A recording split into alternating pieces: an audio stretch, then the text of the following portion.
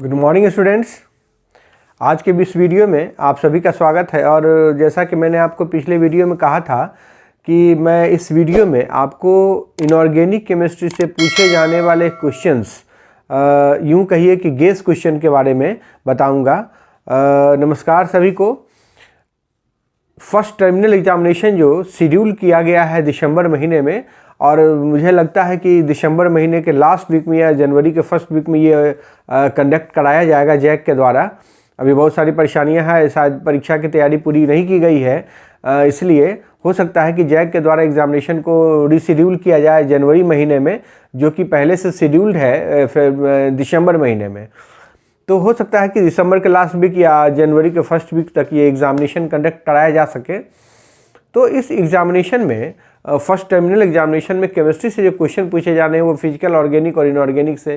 Physical से 3 chapter split syllabus में रखे गए हैं, इनऑर्गेनिक से भी 3 चैप्टर रखे गए हैं और ऑर्गेनिक से 2 चैप्टर रखे गए हैं। इन सबको मिलाकर 35 क्वेश्चंस के थ्योरेटिकल क्वेश्चन, 35 मार्क्स के थ्योरेटिकल क्वेश्चंस पूछे जाने हैं।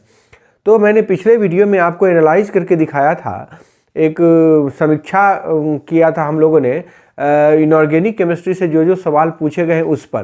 तो उसके एनालिसिस से हमें कुछ एक ट्रेंड पता चला कि एग्जामिनेशन में सवाल कैसे पूछे जाने हैं, और उसी ट्रेंड को बेस बनाकर मैंने एक गेस क्वेश्चन, गेस टॉपिक तैयार किया है, जिससे आपको बहुत मदद मिलने वाली है, बहुत ही मदद मिलेगी। तो आप उसको शुरू से अंत तक जरूर देखेंगे। मैं शुरू कर रहा हूं आपको बताना कि वो गेस क्वेश्चन क्या है। मैंने उसको लिखा है हाथ से और वो मैं आपके सामने रखूंगा स्क्रीन पे, स्क्रीन शेयर कर रहा हूं आपसे। तो उसमें एक रिक्वेस्ट ये है कि आप वीडियो को शुरू से लेकर अंत तक जरूर देखें और हर एक बात को सुने समझें, क्योंकि मैंने बहुत सारे क्वेश्चंस नहीं लिखे हैं, टॉपिक्स लिखे हैं और कुछ क्वेश्चंस भी हैं, उनका एक्सप्लेनेशन मैं आपको बताऊंगा। तो हर एक बात को माइन्यूटली सुनेंगे, समझेंगे, ताकि आपको क्वेश्चन का जवाब देने में सहूलियत हो। और ठीक इसी प्रकार से हम लोग अगले वीडियो में फिजिकल केमिस्ट्री को लेकर आएंगे, ऑर्गेनिक केमिस्ट्री को लेकर आएंगे। तो इसकी चिंता नहीं करनी है, हम लोग बारी बारी से, भी समय भी है हमारे पास, हम हर एक पोर्शन को चैप्टर वाइज एनालाइज करके, जैसे सॉलिड स्टेट से कितने सवाल पूछे गए हैं और कौन कौन से पॉसिबल क्वेश्चंस बनते हैं जो पूछे जा सकते हैं, इस पर चर्चा करेंगे। ऑर्गेनिक केमिस्ट्री में जो हैलो एल्केन्स है, हैलो एरिन्स है, अल्कोहल, फेनॉल और ईथर है, 3 चैप्टर्स हैं, उनसे कैसे सवाल पूछे गए हैं, कितने सवाल पूछे गए हैं और कौन कौन सवाल पूछे जाने की संभावना है, इस पर हम लोग बढ़िया चर्चा करेंगे, लेकिन वो अगले वीडियो में। आज हम लोग इनऑर्गेनिक केमिस्ट्री से पूछे जा सकने वाले क्वेश्चंस को, टॉपिक्स को डिस्कस करना है डिटेल में, और मैं आपको कुछ ट्रिक्स भी दूंगा। तो आइए चलते हैं कंप्यूटर के स्क्रीन पे, और फिर से रिक्वेस्ट करता हूं कि आप शुरू से अंत तक बने रहें वीडियो पे। धन्यवाद। मैं आपसे मिलता हूं कंप्यूटर के स्क्रीन पे। तो आइए कंप्यूटर के स्क्रीन पे देखते हैं कि कौन कौन से टॉपिक्स हैं, कौन कौन से क्वेश्चंस आ सकते हैं इनऑर्गेनिक केमिस्ट्री। जैसा कि मैंने आपको बताया कि हम यहाँ इनऑर्गेनिक केमिस्ट्री से पूछे जा सकने वाले क्वेश्चंस के बारे में बात कर रहे हैं। हम उन टॉपिक्स की बात कर रहे हैं जिससे सवाल पूछे गए हैं, जो जनरल ट्रेंड हमें पता चला 5 मॉडल सेट के द्वारा। 5 मॉडल सेट में पूछे गए सवालों के समीक्षा से, उनके एनालिसिस से जो हमें कंक्लूजन मिला है, उसके बेसिस पर मैंने ये गेस टॉपिक, गेस क्वेश्चन तैयार किया है इनऑर्गेनिक केमिस्ट्री से। तो मैं आपको बता दूं कि क्लास 12 की जो इनऑर्गेनिक केमिस्ट्री है उससे टोटल एवरेजली 10 से 12 नंबर के सवाल पूछे जाते हैं। हर एक सेट में यही ट्रेंड रहा है, 10 से 12 नंबर के सवाल इनऑर्गेनिक केमिस्ट्री से पूछे जाते हैं।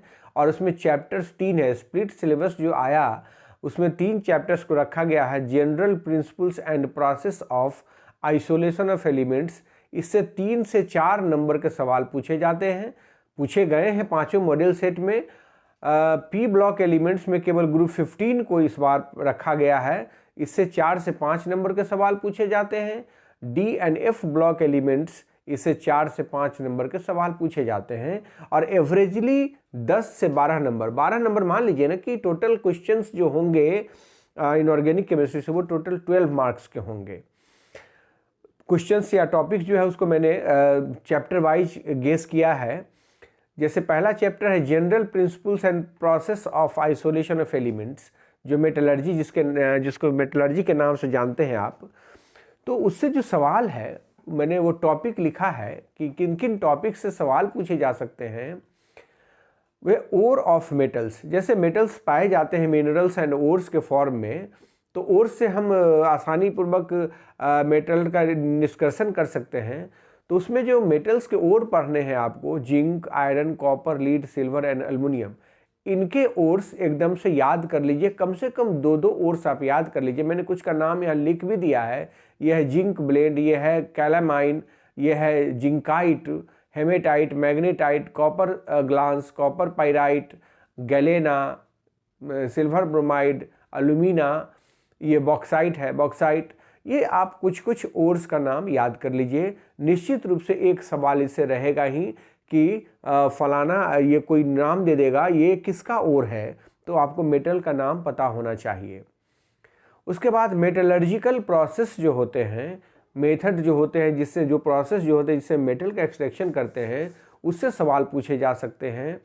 तो मेटलर्जी में प्रोसेस जो होते हैं वो प्राइमरी ट्रीटमेंट होता है, कंसंट्रेशन होता है, रिडक्शन होता है, प्यूरिफिकेशन होता है। तो उसमें फ्रोथ फ्लोटेशन प्रोसेस और लीचिंग का जो कंसंट्रेशन का मेथड एकदम से पढ़ लीजिए, ये कॉमन है। और mineral, gang, flux, in terms के बारे में समझ लीजिए, एक एक एग्जाम्पल जान लीजिए। और एक्सट्रैक्शन के मेथड्स, जैसे आयरन को किस मेथड से एक्सट्रैक्ट किया जाता है, कॉपर को किस मेथड से एक्सट्रैक्ट किया जाता है, एल्युमिनियम को किस मेथड से एक्सट्रैक्ट किया जाता है। तो रिवर्बरेटरी फर्नेस में आयरन को किया जाता है, मेस्मराइजेशन से कॉपर को, एल्युमिनियम को हॉल हेराल्ट मेथड से किया जाता है। ये आप ढूंढेंगे एनसीईआरटी में, आपको मिल जाएगा। और तीसरा जो महत्वपूर्ण टॉपिक है उसी में मैंने लिख दिया है यहाँ, रोस्टिंग एंड कैल्सिनेशन के बारे में एकदम से जान लेना है कि ओर को अगर ऑक्सीजन के अबंडेंस में गर्म करते हैं रोस्टिंग है, ओर्स को ऑक्सीजन के एब्सेंस में गर्म करते हैं तो कैल्सिनेशन है। किस टाइप के ओर का कैल्सिनेशन करते हैं, किसका रोस्टिंग करते हैं, ये सब जानकारी होनी चाहिए। मेथड्स ऑफ प्यूरिफिकेशन, तो प्यूरिफिकेशन के 3 मेथड्स पे आपको ज़्यादा जोर देना है। इलेक्ट्रोलाइटिक प्यूरिफिकेशन, जिससे कॉपर का प्यूरिफिकेशन करते हैं, मॉन्ड्स प्रोसेस जिससे निकेल का प्यूरिफिकेशन करते हैं, वान आर्केल प्रोसेस जिससे जिरकोनियम का प्यूरिफिकेशन, टिटेनियम का प्यूरिफिकेशन करते हैं।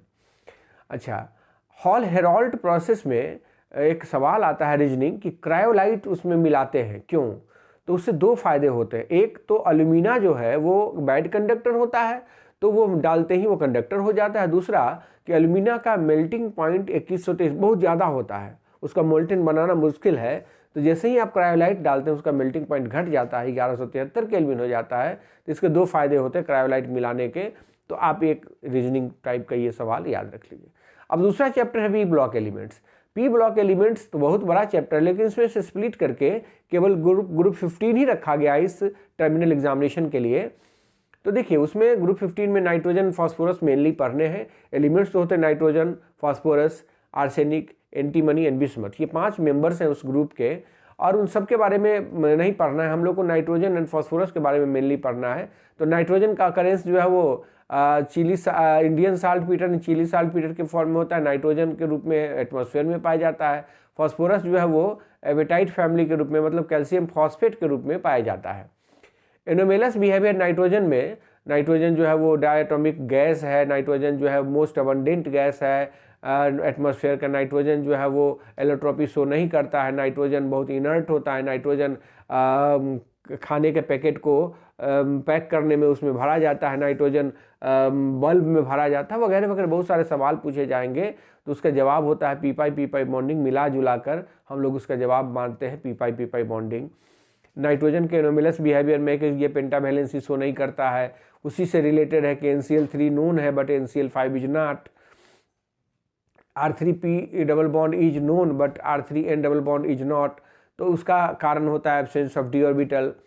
जितने भी ग्रुप 15 के मेंबर्स हैं उनके हाइड्राइड्स जैसे NH3, PH3, SCH3, SBH3, BiH3, इनके कुछ प्रॉपर्टीज़ के बारे में सवाल पूछता है। लिख देगा कि इसमें सही ऑर्डर क्या है, और वो पूछा जा सकता है कि ऑर्डर ऑफ बॉइलिंग पॉइंट का ऑर्डर मैंने यहाँ लिख भी दिया है, आपको इससे मदद मिलेगी। HEH बॉन्ड एंगल किस में कितना होता है उसका ऑर्डर लिख दिया है, रिड्यूसिंग कैरेक्टर का ऑर्डर लिख दिया है, थर्मल स्टेबिलिटी का ऑर्डर लिख दिया है, बेसिक कैरेक्टर का ऑर्डर लिख दिया है। इससे एक सवाल रहता है, आप इसको भी एक बार ध्यान में रखें। नाइट्रोजन के ऑक्साइड्स जो है वो बहुत सारे ऑक्साइड्स हैं, ये नाइट्रस ऑक्साइड है, नाइट्रिक ऑक्साइड है, नाइट्रोजन डाइऑक्साइड है, नाइट्रोजन पेंटाऑक्साइड है। तो उसका नेचर न्यूट्रल है, न्यूट्रल एसिडिक है, कलरलेस है, ये ब्राउन है, फिर ये कलरलेस है। ये सब आपको इसका स्ट्रक्चर भी, इसमें की कोवैलेंसी कितनी होती है ये पूछा जा सकता है। उसके बाद नाइट्रोजन के कंपाउंड्स है नाइट्रिक एसिड, उसमें नाइट्रिक एसिड बनाने के मेथड्स ऑस्वाल्ड प्रोसेस से बनाया जाता है। नाइट्रिक एसिड का ऑक्सीडाइजिंग नेचर के बारे में 2-4 रिएक्शंस। नाइट्रेट आयन का टेस्ट होता है ब्राउनिंग टेस्ट, और ब्राउनिंग टेस्ट करने में जो कम्प्लेक्स बनते हैं ब्राउनिंग कम्प्लेक्स, ये ब्राउनिंग कम्प्लेक्स, इसको आप एकदम से देख लीजिए। निश्चित रूप से इससे सवाल अगर होंगे नाइट्रिक एसिड से तो यही सवाल होंगे। फास्फोरस का फॉर्मूला होता है P4, तो उसकी एटॉमिसिटी से रिलेटेड सवाल एक पूछा भी था, तो इसकी एटॉमिसिटी हो गई 4। अनस्टेबल है क्योंकि इसमें एंगुलर स्ट्रेन होता है। इसके एलोट्रॉप पाए जाते हैं येलो और वाइट, रेड और ब्लैक। इसमें से सबसे स्टेबल होता है ब्लैक फास्फोरस, ये याद कर लेना है। फास्फोरिक एसिड, ये बहुत सारे फास्फोरिक एसिड होते हैं, उनमें ये P डबल बॉन्ड O जो है वो कॉमन होता है, और जितने भी हाइड्रोजन ऑक्सीजन से जुड़े होते हैं वही उसकी बेसिसिटी डिसाइड करते हैं। तो ये सब ध्यान में रखना है कि किस एसिड की बेसिसिटी कितनी है। फास्फोरस के 2 ऑक्साइड्स हैं P4O6 एंड P4O10, इसमें POP बॉन्ड से रिलेटेड सवाल पूछ सकता है, या कितना P double bond O bond है वो पूछा जा सकता है, तो इसको आप एक बार ध्यान में रखेंगे। और जो अंतिम है P ब्लॉक से, वो है कि फास्फोरस का हाइब्रिडाइजेशन PCl3 में एंड PCl5 में। तो आपको याद हो कि PCl3 में तो sp3 होता है, ये D मैंने गलत लिख दिया, sp3 होता है, यहाँ गलत लिखा नहीं, PCl5 है ये। PCl3 में तो sp3 होता है, लेकिन PCl5 जो है वो गैसेस स्टेट में हो सकता है या सॉलिड स्टेट में हो सकता है। तो अगर गैसेस स्टेट में है तो sp3d होगा, और सॉलिड स्टेट में है तो PCl6 माइनस PCl4 प्लस में एग्जिस्ट करता है, आयनिक फॉर्म में एग्जिस्ट करता है PCl5, तो यहाँ हाइब्रिडेशन हो जाता है sp3d2 एंड sp3। तो ये याद रखना है। ये अंतिम चैप्टर है DNF ब्लॉक एलिमेंट्स। इससे तो 4-5 नंबर के सवाल रहने ही रहने हैं, और बड़ा ही कॉमन सवाल है, बड़ा ही कॉमन सवाल है कि नोन है ये कि क्या पूछा जा सकता है। तो एक तो सबसे इंपॉर्टेंट सवाल होता है कि D ब्लॉक के एलिमेंट्स को ट्रांजिशन एलिमेंट कहते हैं। तो पूछ दे सकता है कि which amongst the following is known as the transition element, S block, P block, D block and F block. तो D ब्लॉक आंसर होगा।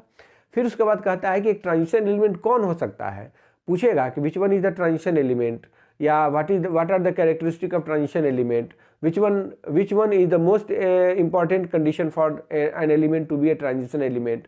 तो उसके लिए हमें जान लेना है कि ट्रांजिशन एलिमेंट वो होता है जिसमें इनकम्प्लीटली फिल्ड d ऑर्बिटल्स होते हैं, आइदर इन ग्राउंड स्टेट और in any non oxidation state, जिसके वेरिएबल ऑक्सीडेशन स्टेट होते हैं जो कलर्ड कंपाउंड बनाता है। तो ये इसके कंडीशन हुए। ट्रांजिशन एलिमेंट में D ब्लॉक के एलिमेंट्स को ट्रांजिशन एलिमेंट कहते हैं, लेकिन group 12 zinc cadmium and zinc mercury and cadmium, zinc cadmium mercury को हम लोग ट्रांजिशन एलिमेंट नहीं कहते हैं, क्योंकि इसमें d ऑर्बिटल इनकम्प्लीट फिल्ड किसी भी कंडीशन में नहीं हो पाता है। तो ये याद रखना है कि D ब्लॉक में सारे के सारे एलिमेंट्स हैं, लेकिन ग्रुप 12 के एलिमेंट्स को हम ट्रांजिशन एलिमेंट नहीं कहते हैं। अच्छा, ट्रांजिशन एलिमेंट जो है वो एक कैटलिस्ट की तरह काम करता है, ये मैग्नेटिक बिहेवियर प्रोसेस करता है, ये कलर्ड कंपाउंड बनाता है। तो ये सब कुछ कैरेक्टरिस्टिक्स हैं।